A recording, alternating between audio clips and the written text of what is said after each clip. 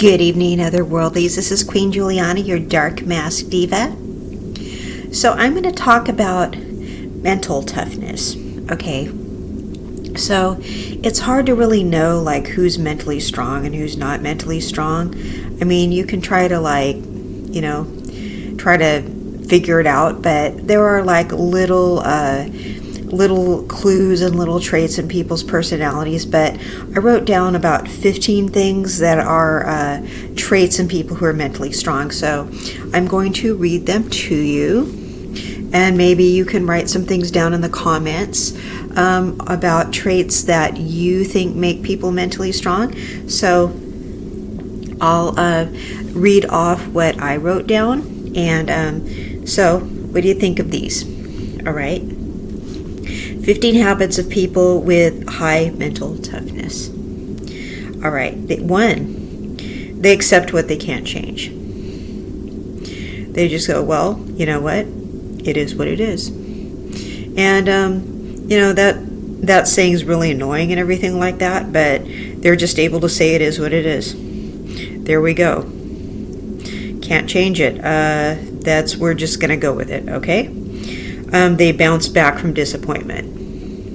That's a big one. How many people let things just get to them? Some people let every little thing get to them, and they're just devastated by whatever goes wrong. Otherworldlies, I have something to tell you. So many things are going to go wrong. So many things. People aren't going to call you back. People aren't going to text you back. You're going to like someone, they're not going to like you back. You're not going to get that job. Stuff is going to go wrong. You're going to make a plan. It's going to fall through. You're going to try something. It's not going to work the first time. It's not going to work the 10th time. Okay. Life is really hard. Okay. For everybody. Sometimes it's harder for other people than it is, sometimes it's harder for you in some ways than it is for other people. Okay. Life's disappointing. I don't know what else to say about that. It just is. 3, they learn from setbacks and failure. That's the number one thing you can do, is learn from whatever goes wrong. Everything is just a lesson. And I hate that. And I've been hating that since I was a little kid. I remember telling my Mom, I really hate how life is full of lessons. And she thought that was funny, but I meant it with all my heart. I go, Mom, I hate how I have to go through life learning lessons all the time. Why is life full of lessons I have to learn? And I was saying that when I was little. I was already over it. I was like, why is everything so hard, Mom? I was little and I was saying it. I'm I'm done. I was sick of it already. And she goes, that's so cute how you put that. And I go, why is it cute? I meant every word of it. And I was so done, I was and I mean, I became an existentialist when I was a little girl, So, I was over it, Yeah, I was already there when I was little, so you have to just learn from setbacks and failure, because I know you're feeling it too. If I was feeling it when I was little, I know you're feeling it now. They're grateful for their blessings. Life is also full of blessings. There are so many beautiful things to get excited about. I mean, there are. They stay calm under pressure. That was a hard one. I can't even go there, how hard that one is. It's really hard not to freak out when stuff goes wrong. They face problems proactively. You guys know what proactivism is, right? You decide, here comes the challenge. I'm going to deal with it. I'm going to find a solution to the problem, not a problem to the solution. All right, I'm not going to whine. I'm not going to complain. I'm not going to get upset about something. I'm just going to freaking do something about it. That's being proactive, okay? Proactive, proactive, okay? They feed their self-esteem instead of doubts. How many people do you know just go around feeding their own doubts? I know too many. I don't have a lot of patience with them, guys. I can't stand people that go, oh, this will never work. Yeah, I just tell them to shut up. I can't deal with that, you guys. I cannot deal with people who are negative. Like, they put themselves down, they do negative self-talk, and they feed their own doubts. And I think on some level everybody does it. Some people just do it more than others. But you have to say nice things to yourself. You have to say, I'm inherently good. I inherently do good things. I inherently have good ideas. I've been through worse, and I can do this. You have to basically be like that, okay? I don't know what else to say. They keep their mission in mind, even in down times. You have to see the big picture. The big picture is the end result, okay? The mission. Not right now. Right now might suck. But you have a mission. You have like an end goal, okay? It's not what's going on right now. It's what you want in the future. So you may have to delay gratification for a really long time.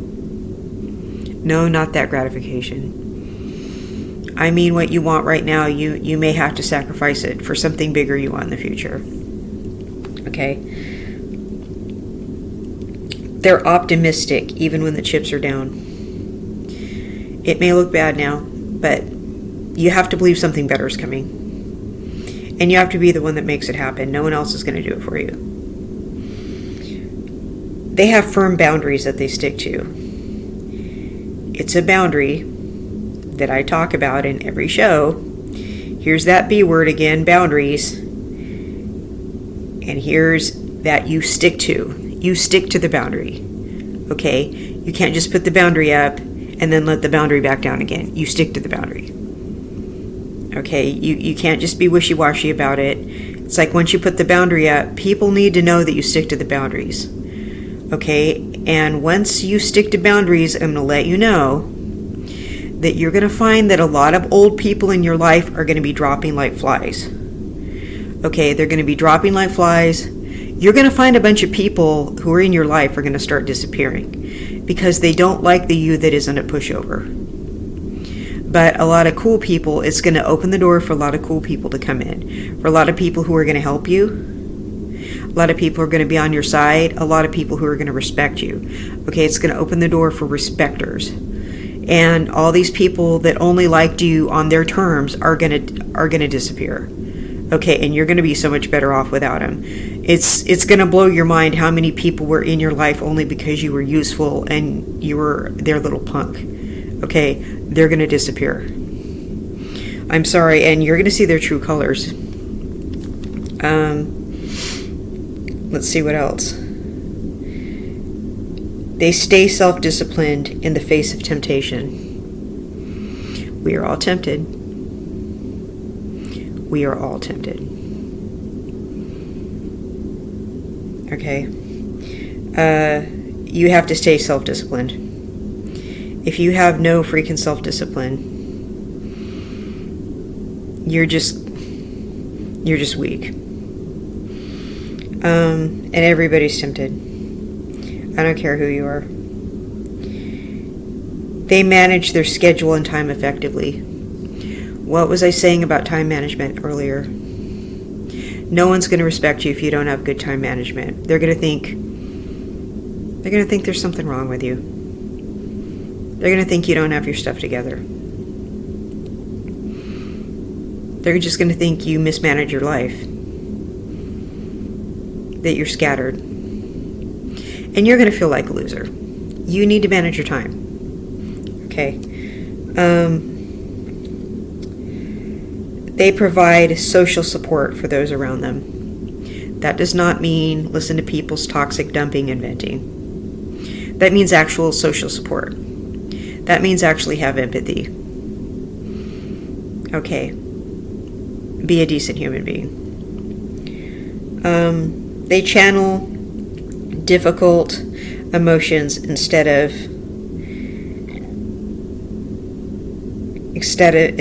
repressing them. You're able to express emotions instead of holding them inside, but I mean in a healthy way. You probably use I statements. You probably go, I really honestly had a hard day. And I'm not going to lie, this was a really bad day. They get stronger and wiser from heartbreak. I know I have.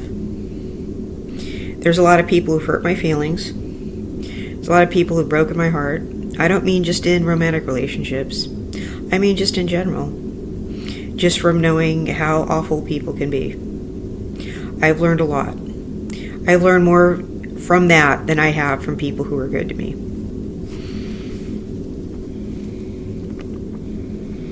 So that is the people with the high mental toughness. Now, some things I've also noticed about people with mental toughness. Okay, this is more like also like strength of character, and this is more like self-esteem. They tend not to go around seeking validation all the time. They tend not to go around asking other people's opinions all the time. Like, what do you think of me? Needing other people's approval all the time. Like, what do you think of this outfit? Do you think I did the right thing? And going and checking with all these people. If somebody needs to go around and ask all these people's opinions and go to several people with the same problem and that kind of thing, they don't really want that person's opinion or help with the problem or to really know the answer. They just want attention. And someone who wants that much attention, there's something missing inside. Okay, so if there's something missing inside, somebody does not have mental toughness. That's a weakness, okay? So if somebody goes around and needs attention from people all the time, that's an issue. Now, some people like attention. If they get a lot of attention without trying and they happen to like it, that's one thing. But if they go seeking it all the time and trying to pull it out of people constantly and bug people for attention all the time, okay, that's when you know somebody has a problem. And they go to several people with the same problem all the time. All right. That's kind of you're in some insecure territory there.